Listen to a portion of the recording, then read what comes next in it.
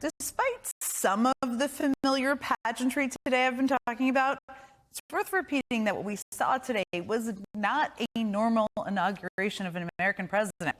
I mean, standing in the building where just 4 years prior, his live-fueled attempt to steal the 2020 resulted in bloodshed, office as the 37th president of the United States.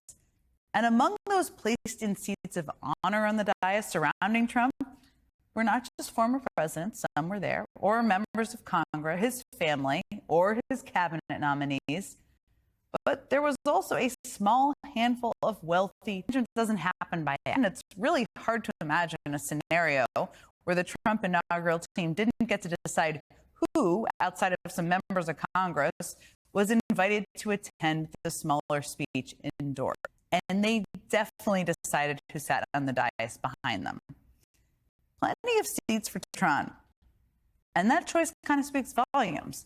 Now, you might remember many of those same tech billionaires actually condemned Trump and his lies just 4 years ago. So they've clearly been making their own new calculations. We've seen them all parading down to Mar-a-Lago to get FaceTime with Trump. They poured inaugural funds, some deals with his family members, and some have changed their platforms to make them more friendly to Trump, his allies, and the conspiracies and talking points they pump out to flood information systems. Taken all together, this feels like a pretty overt transaction. And in the world, Elon Musk.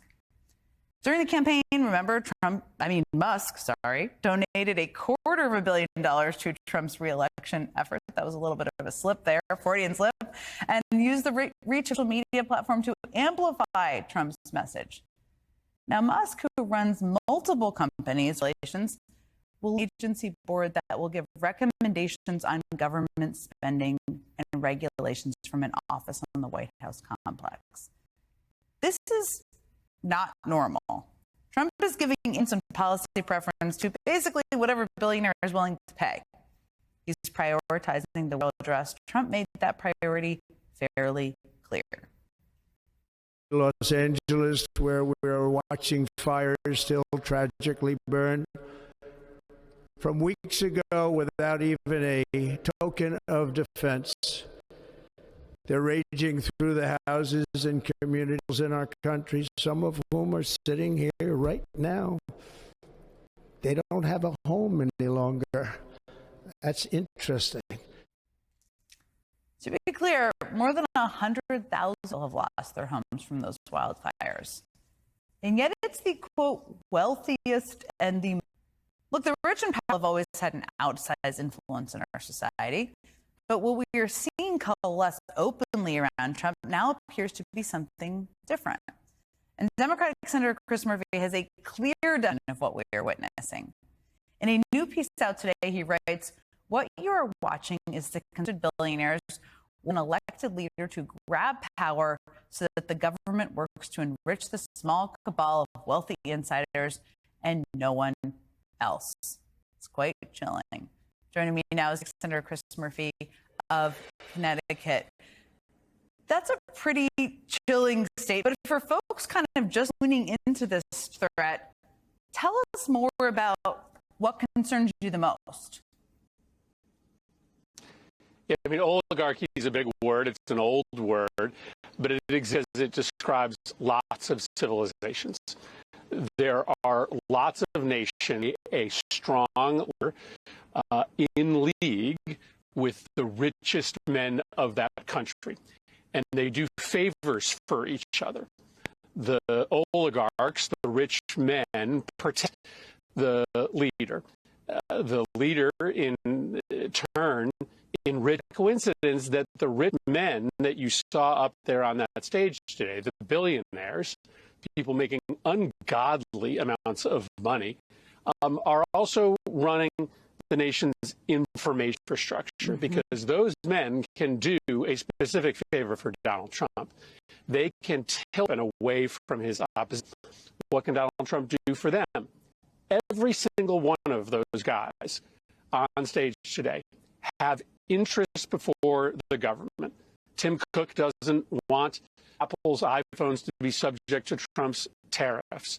Meta, Facebook, has a dismissed. Elon Musk is a billionaire because of federal contracts that he gets. So it's a pretty old-fashioned, time-tested, fundamental corruption. The richest people in the country get into business with the leader. They scrap, democracy is gone. And this is the thing to say.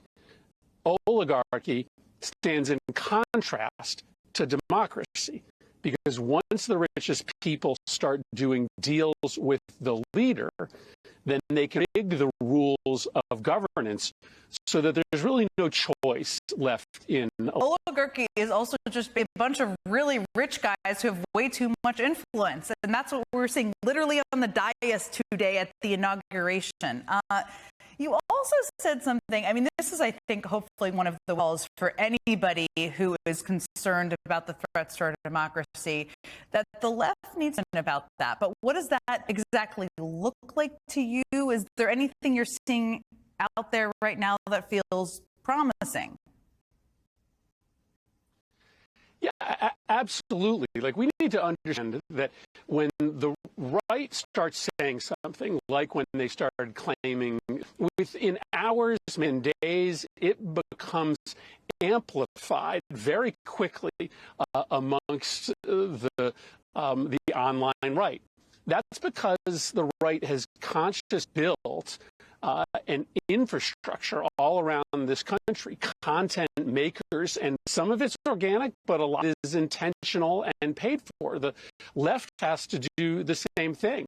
We've got some really great innovators right now who are creating content, who are helping progressives amplify pro-democracy messages, and instead of just sort of feeding money every 4 years, giving money off into Facebook and Sinclair Media, opponents of the left, we should be building that kind of permanent infrastructure. So I hope that that's the mission that the Democratic Party undertakes in the next few years. We don't have to copy. It's also probably going to require other senators and elected officials, prominent ones like yourself, recognizing the value of that and not relying only on more old school means of communicating.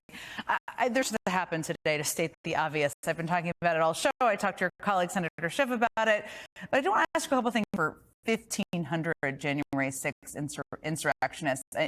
Trump even commuted the sentence of Stuart Rhodes, the leader of the Oath Keepers, who was convicted of seditious conspiracy. What was your action as you watched that happen in the Oval Office? Down as the most unconscionable act this year. Listen, we are a democracy. We are a peaceful democracy. The bedrock that has kept us standing for 440 years is that we don't endorse violence as a means. Protesters, that's what rioters were doing. They were storming the Capitol, beating police officers over the head with flagpoles in order to seize power for their leader. And endorsing and celebrating their actions today, it guarantees that happen again. And by the way, it might not be at a national level. Trump has now basically said, if you carry out acts of violence to try to put your favorite leader in power, there's a good chance you'll never, ever be held accountable for it. Remember, Gretchen Whitmer almost lost her life in Michigan, killed her. Right? So this puts elected leaders all across the country, maybe today on the left, but down the line on the right and left, in jeopardy because political violence just got mainstreamed. It's a cowardly and unconscionable thing that Donald Trump has done. Really remarkable, horrifying. He signed a number of executive orders today, and there's so much for us to dive into. I feel like we're all trying to digest it.